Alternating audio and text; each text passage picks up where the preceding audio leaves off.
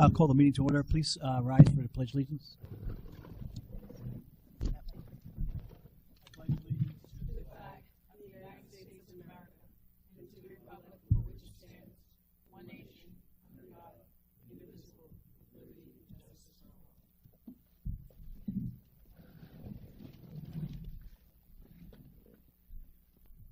I want to thank you for coming tonight. Sorry we're starting a little late. We had some business to take care of.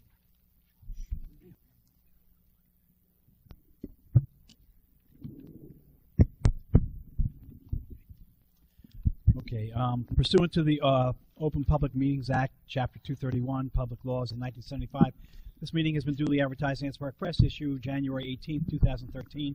All municipal clerks of the townships and boroughs within the Regional High School District have been duly notified, and the requirements of posting of notices have been met.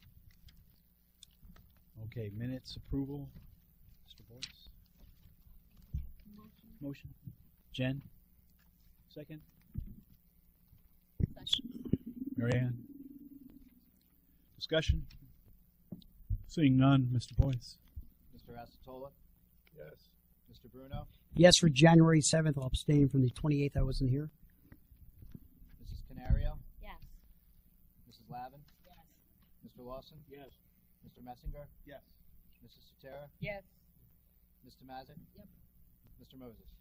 Yes on the 27th, and I'm abstaining on the 28th. Okay, communications are on file. Board Secretary's Office report, Superintendent's Report. Good evening, everyone. So a number of items to go through this tonight. First and foremost, I had updated the public previously that the Freehold Regional High School District had undergone, before I get in my report, I see the Freehold Township folks here, so let me do that first. So the Freehold Township High School, the SAD chapter was one of 26 districts, I believe, in this nation that were awarded a Project Ignition grant sponsored by State Farm. So I'm going to call up Miss Elizabeth Higley, the principal of Freehold Township, to walk us through that process.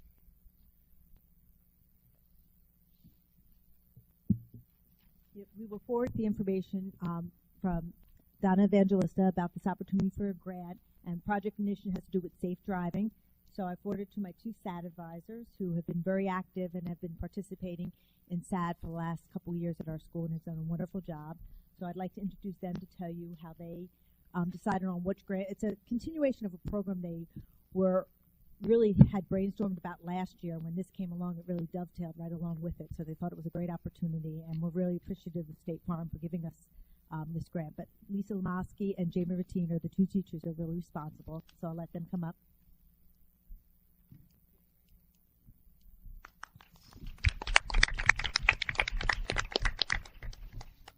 Good evening. So just to give you a little bit of information about the grant, the project that we submitted is called the Patriot Passenger Project. And the idea being that rather than only addressing people who are drivers, which is a small, really a very small fraction of our high school population, we wanted to include the entire high school in our project. And since both our students and our teachers are passengers, we thought it would be a great opportunity for us to address a much broader audience. And so we wrote up the Patriot Passenger Project as the grant, through our grant application, and we were accepted by State Farm. And basically what we're doing is to address the community on issues about being safe passengers, how to behave in a car, things like being a designated texter, taking the cell phone from your driver, just to take temptation out of the way. Not putting things on the back ledges because they can become projectiles in an accident and can cause somebody, damage or, could even cause death. So all of these different things are encompassed in our project. We started on Valentine's Day. We gave out friendship bracelets talking about the fact that the SAD members are friends for life. We asked the students to take a free friendship bracelet to give it to somebody who they care about and who they want to keep safe. And the students really took to that, and we are going to be doing some initiatives in the health classrooms as well, encouraging people to be safe passengers. And then we'll be also going to local middle schools to talk to the students about being safe passengers and not being rowdy in the car when their parents are driving. So we're really trying to get all aspects of the community and not just our own school community. So this evening we brought a few of our board members with us. Emily Rosansky, our president, Justin Myman, our 10th grade rep, Stephen Manzar, our 9th grade rep, and Joe Hauser, our publicity rep. And we wanted to share this moment with them and basically congratulate them because they'll be the people who will be spearheading the project back at Freehold Township High School. Okay. So this is Jennifer Young from State Farm, and she's here to present us this workshop from State Farm. Thank you. Well, good evening, everyone. As was already mentioned, the Freehold Township High School is only one of 26 high schools who won this grant.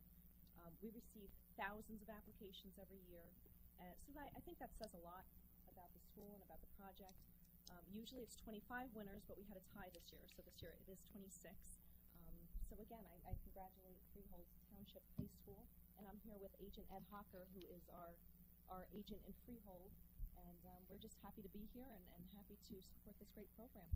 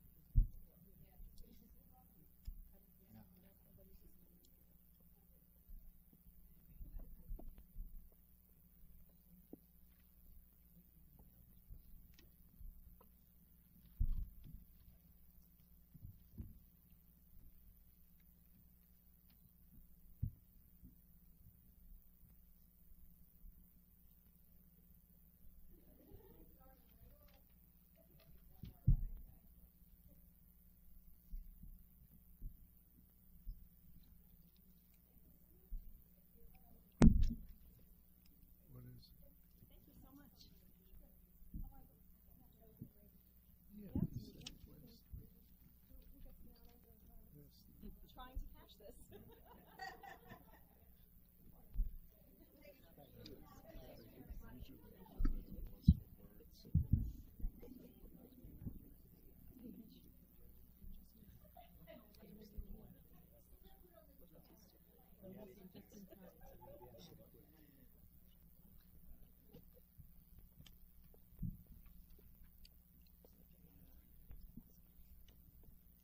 It's like a full workout up and down over here.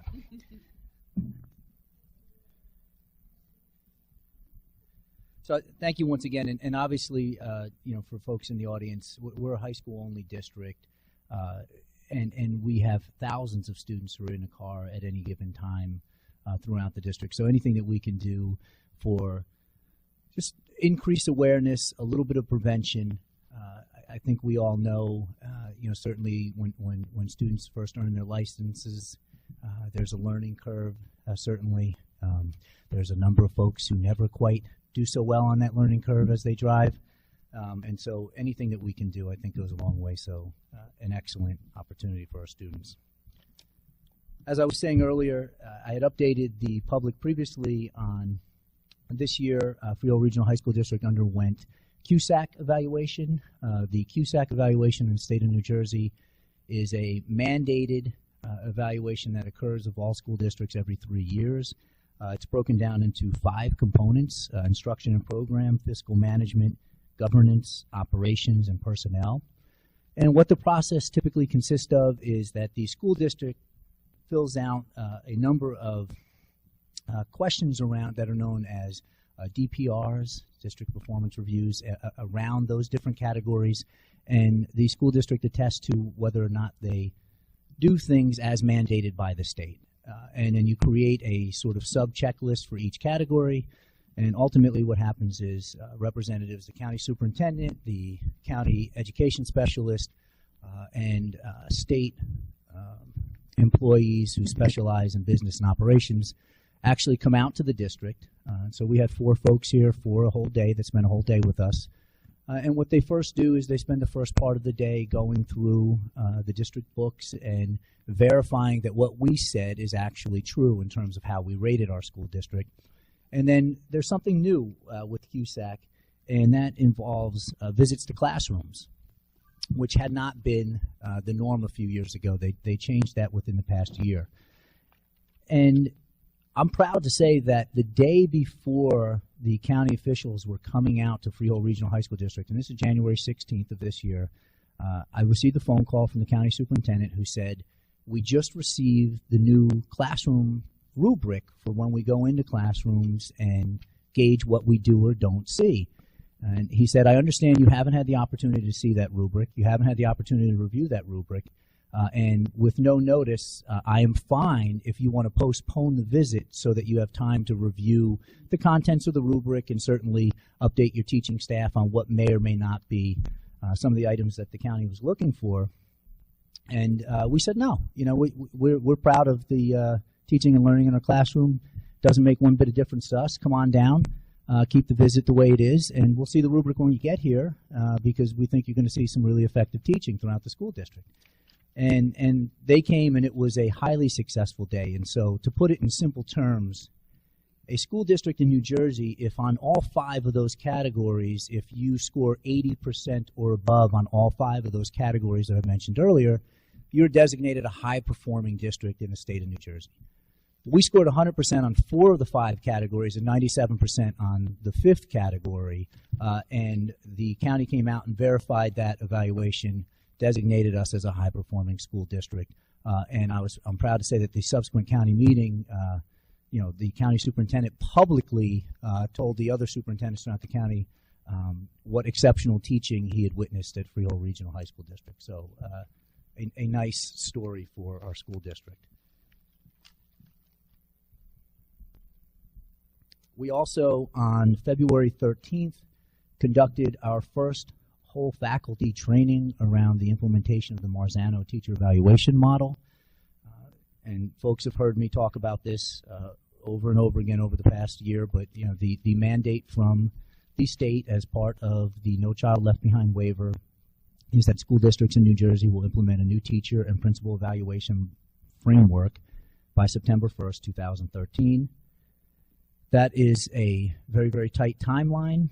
What we've done as a school district to prepare for that is extensive. I think serves as a model for other school districts throughout the state, certainly, and has been very, very inclusive. We have approximately 90 teachers throughout the district who are serving as an advanced cadre of leaders in the process. They've received the same training that our administrative team has received, and we utilize that team throughout the buildings to put together a presentation for the entire faculty and staff. So we rolled this out for the first time on February 13th with the delayed opening.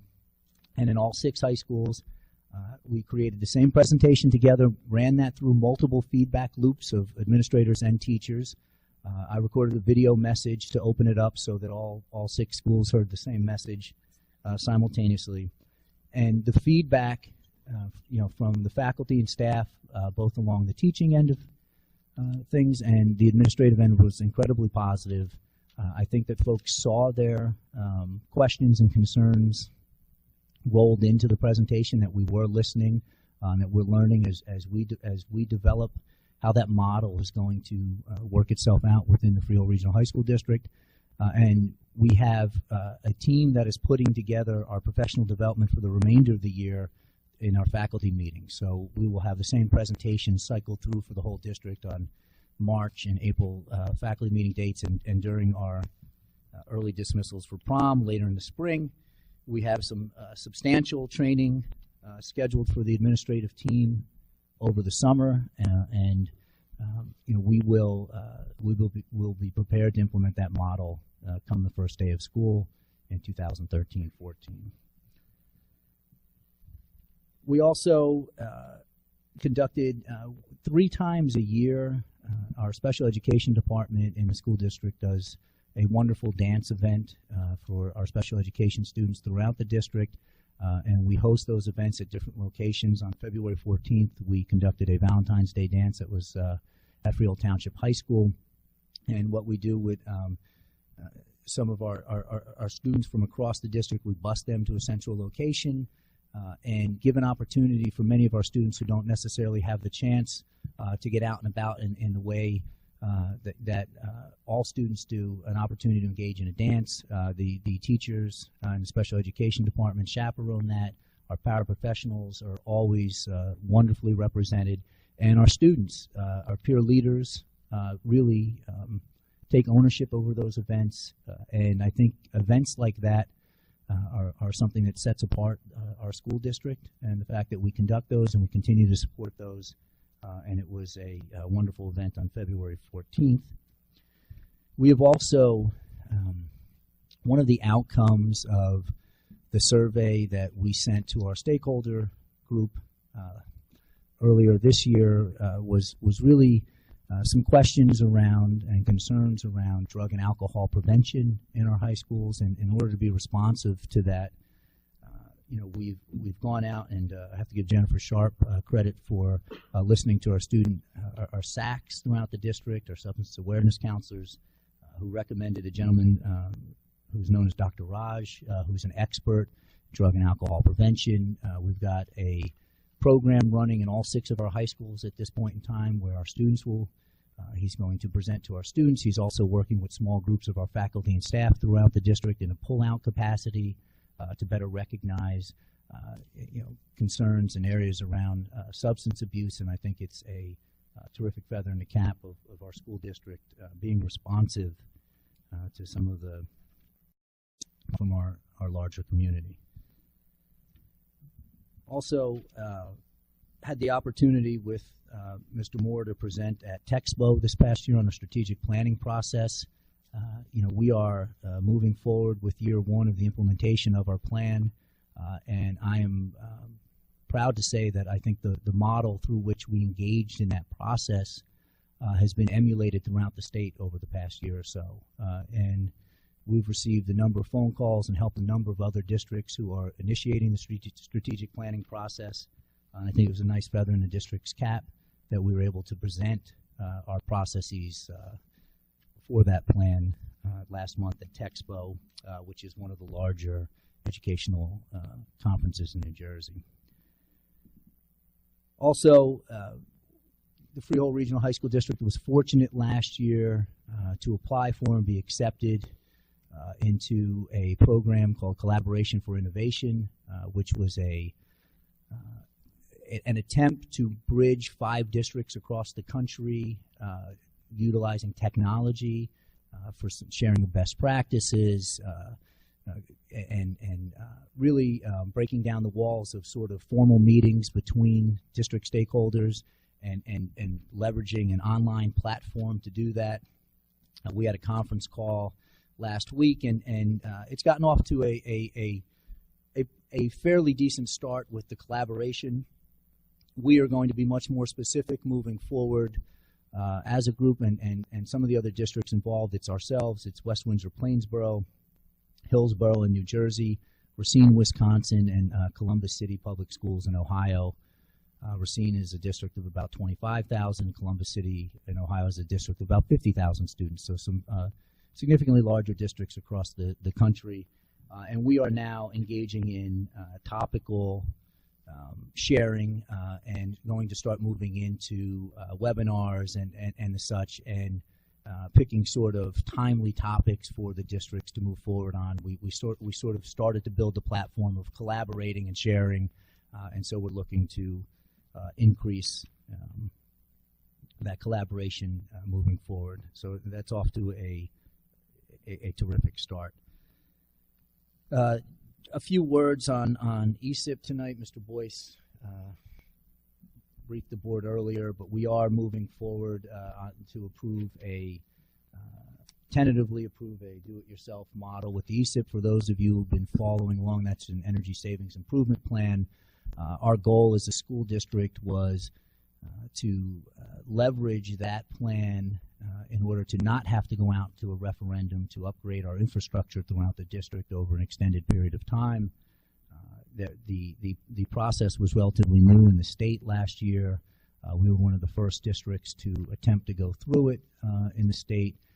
There were some litigation issues and such, not from our end, but just in terms of the process of awarding a bid for that. As a school district, we've decided to chart our own path well within the confines of what is acceptable from BPU, and we are going to be moving forward with that process over the next couple of months. Anything I missed? No, just that. I think the other important component of it is that the district does have capital needs, and ESUP is something that, as Mr. Sampson said, we can leverage really our energy savings to do those capital plans without going out for referendum and without imposing on resources that we need to put towards the classroom and the programs that we have. So it's really serving two purposes, and you know, I just would like to, I appreciate the work of the Finance Committee over the last year. There's a lot of long nights and a lot of technical reading. Mr. Messinger, as the chair of the committee, was a great resource throughout that process. And tonight's resolution really is the starting line for this process, and we're going to aggressively proceed from here. A few other items. We are conducting a town hall meeting on Wednesday. The purpose of that meeting is that we had committed to, in the strategic planning process, once a year to go out to one of our communities and host a state of the schools update, a sort of a town hall, more informal sharing of what's happening in the school district, and really to go through our progress thus far in the implementation of year one of our strategic plan. Last year that was held at the Freehold Township Municipal Complex. This year it will be held at the Marlboro Township Municipal Complex. That's this Wednesday. We're also Ms. Williams created a video around the strategic planning process that we were calling Compass Conversations that I think the public will find very informative. It's a number of the individuals who really were intimately involved in the planning process and their reflections around that involvement. And then we'll be updating on a number of district initiatives for the public.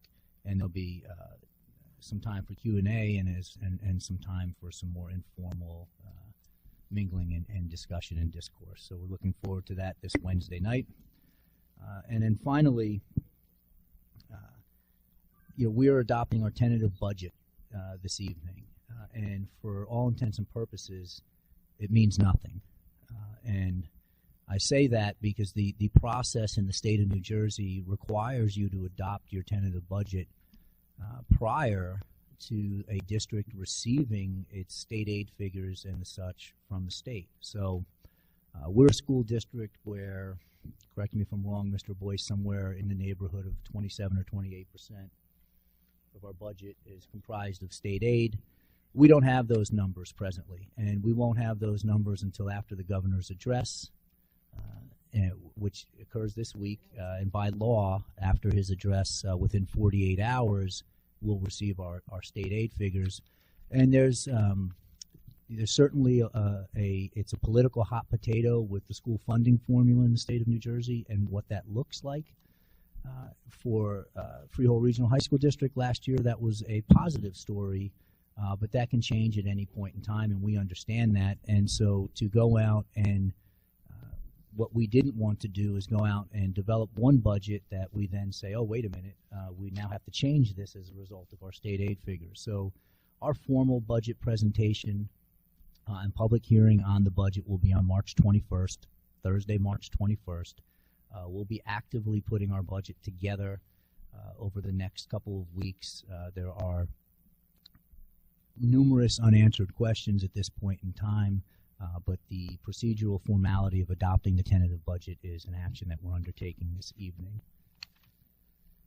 And finally, I keep saying finally, but I keep finding more things. Before I move into the actual agenda, we're accepting the retirement of Keith Land this evening, and Mr. Land is the principal of Colts Neck High School. He's announced his formal retirement effective at the end of the school year. He's been the principal for the past 6 academic years at Colts Neck High School, and over the past couple of years, I've been proud, very, very proud to have had the opportunity to work with Mr. Land. He is, the requirements in this day and age, sort of, to be a building leader is you have to be an instructional leader, and there's very few folks that I'd rather talk to about teaching and learning, and learn from, and really share some discourse with than Mr. Land. I find myself often spending time with him and sort of pontificating and asking questions about education and teaching and learning issues. And his heart is absolutely in the right place of where it should be about the students he serves. And our district will be less with his loss. And I just want to publicly wish him nothing but the best over the next couple of months, and as he heads off into retirement.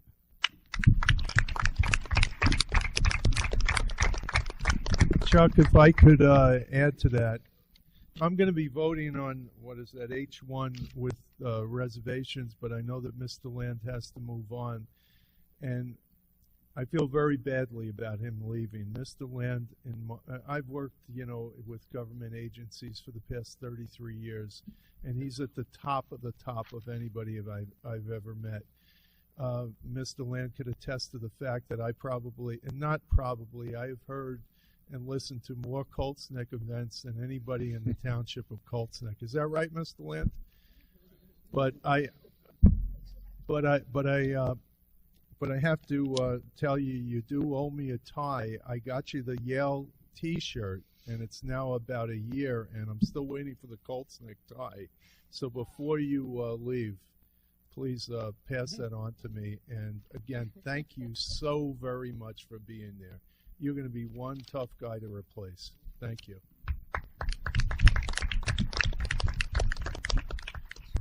And that concludes my report. Board reports, curriculum. We had a meeting today. We went over three different stuff. On case 6, you'll see that up for board approval is approval of the 2012-2013 Progress Targets Action Plan, specifically looking at language arts literacy for students with disabilities at Freehold Borough High School. As of now, that population has already made its target, but we're going to continue going along that action plan.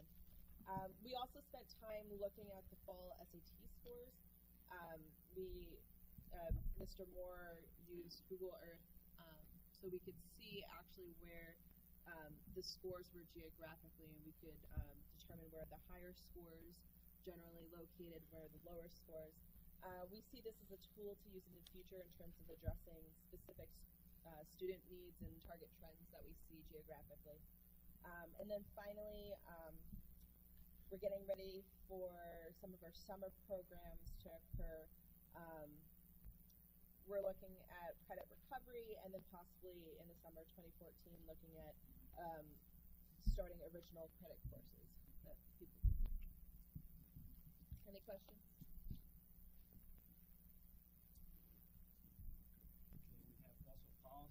I'll be very happy to share that with you, Mr. Moose. We met on February 20th, last Wednesday. Mr. Sampson was there to grace us with his presence. It was good to see Mr. Sampson in a different light. We covered, this is actually the first reading of quite a few things, such as No Child Left Behind, some adjustments to the policy there, inappropriate staff conduct, purchase of food supplies, school nutrition, what have you. We do have this. It will be the first read. Hopefully next month we'll have the second read. These policies and regulations will go into effect. Thank you, Mr. Moses. And before we move on to public participation, on behalf of the Board of Education, I would like to recognize and commend Mr. Charles Sampson for receiving an award from the College Boards on advanced placement recognition for outstanding service and leadership in advanced placement programs.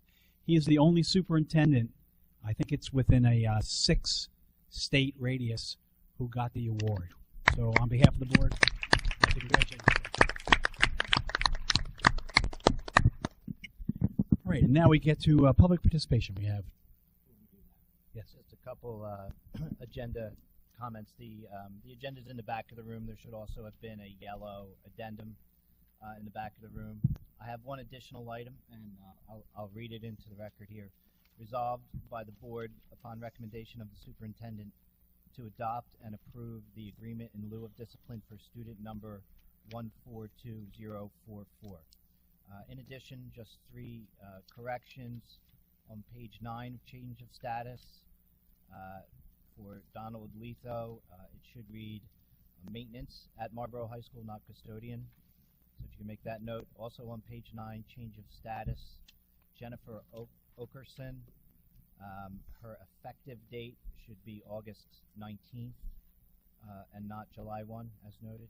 And finally, on page 10, under leaves, Dana Bussey, the end of the leave of absence should read May 10th and not May 11th. That's all, Mr. Moses. Thank you, Mr. Boyce. Okay, public participation. We have Barry Jacobson.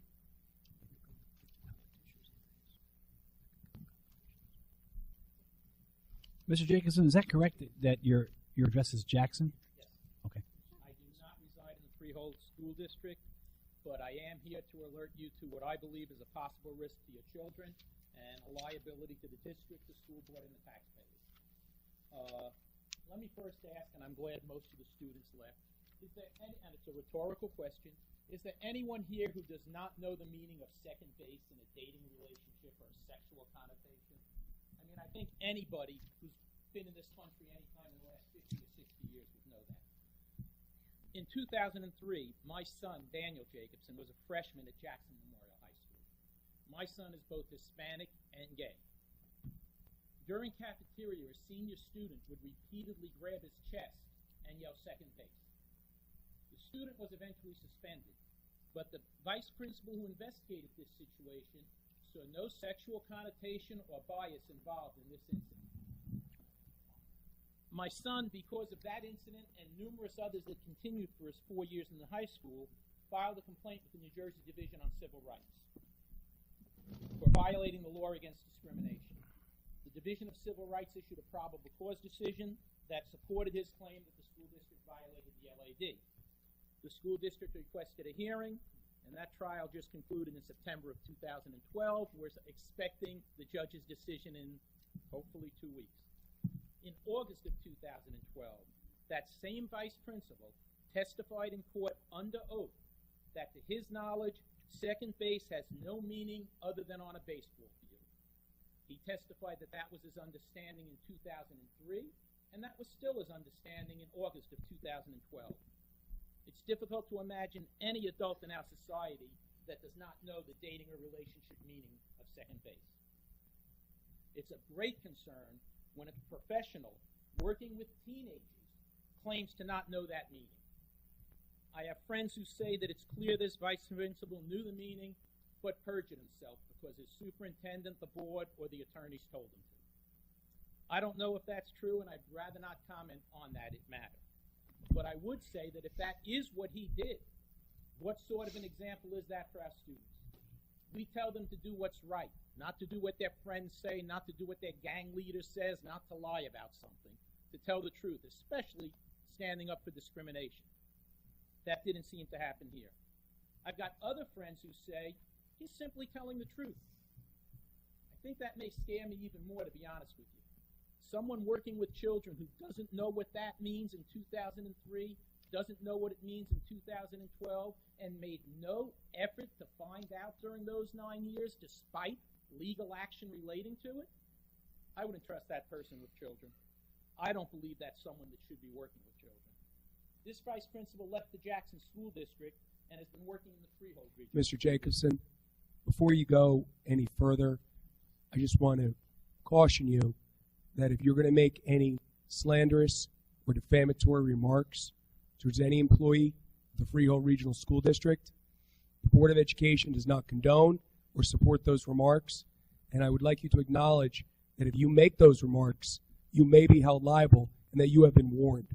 I have not made any slanderous remarks. All I'm saying, sir, is I think I see I appreciate where what you're your saying. comments are going, and I am doing this. Remark, excuse he is me. free to sue me. Excuse me. What I'm saying is I'm doing my job on behalf of the board, Okay. behalf of the rest of the employees of the district.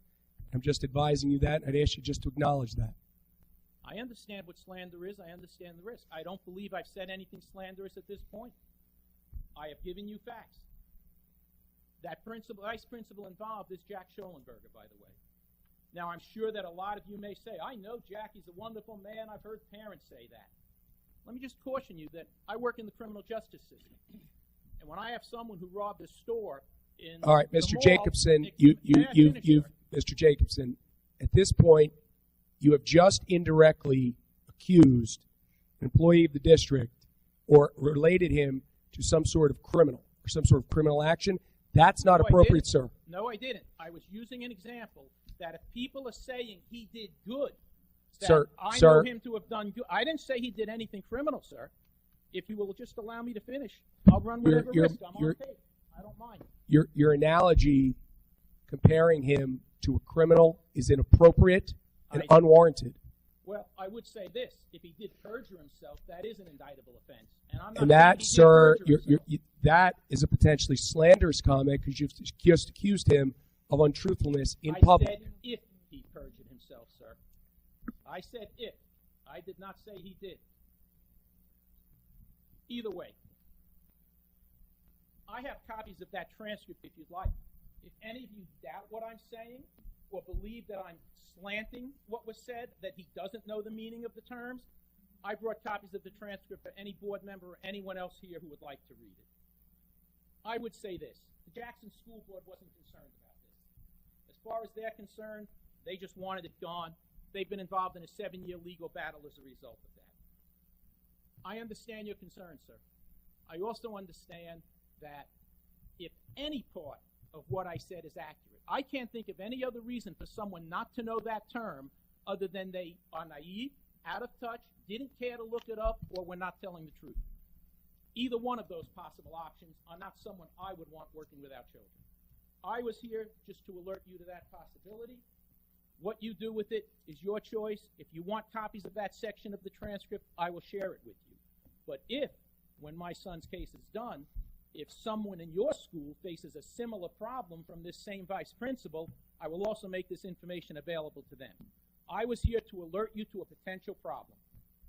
And any word I said was if, other than what his testimony was. And if you'd like that proof, I have it. Thank you. Okay, next up is Ian Engel.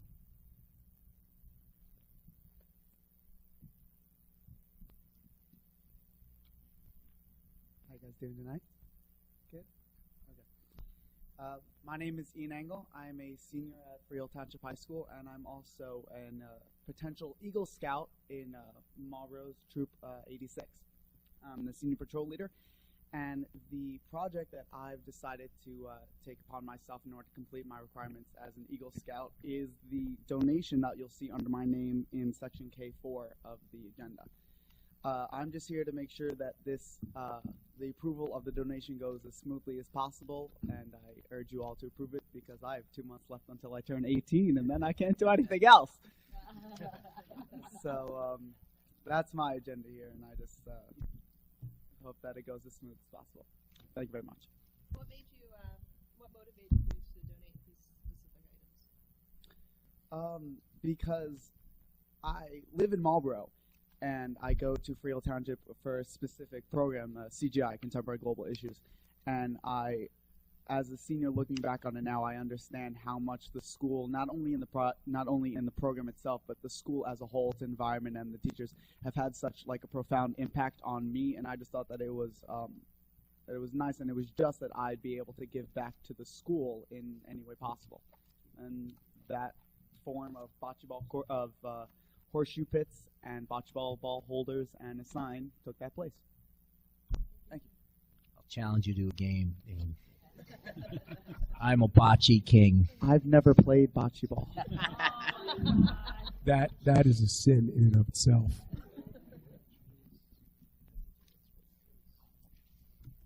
Thank you. Those are the only 2 names we have here. Was there anyone else? Going once? Okay. All right.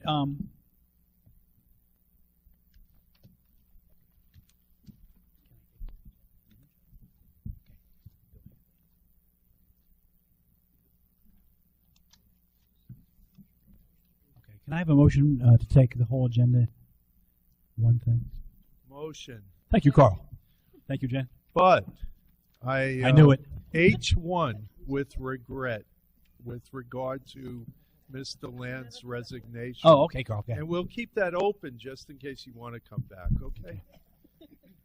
You want that tie really bad, don't you, Carl? I do. Okay. All right. So, any discussion on the? Well, I'll do it after the vote. Okay. Carl. Mr. Asatola? Yes. Mr. Bruno? Yes. Mrs. Canario? Yes. Mrs. Lavin? Yes. Mr. Lawson? Yes. Mr. Messinger? Yes. Mrs. Sutera? Yes. Mr. Mazick? Yes. Mr. Moses? Yes. Just a few words on the approval. So we are approving 2 academic supervisors this evening, and I'd like to just recognize them. The first individual, Mary Huff, comes from, if you can stand, Mary, thank you. Mary presently works for the Ocean County Vocational School District. She has completed her, she really wowed us in the interview with her knowledge of literacy and understanding of the Common Core. Has finished all of her coursework for her doctorate in literacy at Rutgers University, and we think she's going to be an excellent addition to Freehold Township High School as an academic supervisor of English. So I just, Mary, want to wish you all the best. Mary is a resident of Howell, I believe, and it was excellent just to see someone who was so committed to wanting to work within the Freehold Regional High School District. I didn't even finish offering the position. Mary's like, I'm in. I'll say, where do I sign and how do I get here sooner?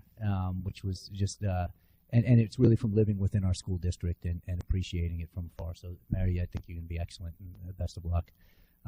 Secondly is someone the school district knows well, Jennifer Okerson. Jennifer, if you could stand up, is a mathematics teacher here at Marlboro High School, has taught all levels here, has a wonderful range of experience, is going to be remaining at Marlboro High School as an academic supervisor of mathematics. Jennifer has pitched in a number of times over the past several years within the math department here and has already begun, already has some experience working in a leadership capacity for us, and we're going to hang on to her for the remainder of the school year, though, because she teaches our AP Calc and Calculus and some really high-end courses that we don't want to lose at the end of the school year, where there's those positions are very, very difficult to come by, but we think that Jennifer's experience in that range will be excellent for the school district, and Jennifer, I wish you all the best as well. Okay. Next, any new business? Any old business? Oh, you know what? Can I? What? Mr. President. Yes, Michael. I just wanted to congratulate you because I read in the patch that you were going to be inducted into the Freehold High School Hall of Fame. And I think it's well deserved. Well, Michael, I appreciate that. It's the Athletic Hall of Fame, not the Hall of Fame. I don't know if I'd ever make that, but I appreciate it. And as part of old business, Ian, I know that sometimes this can get very confusing, but that went about as smooth as you could go for a bocce ball court. Okay? Just want to let you know that. Okay. All right. Well, seeing no other old business, can I have a motion to adjourn the meeting? Look out. Mary Ann? Yes. Second was? Second. Okay. All those in favor? Opposed? So shall you say, so shall it be done. Thank you for coming.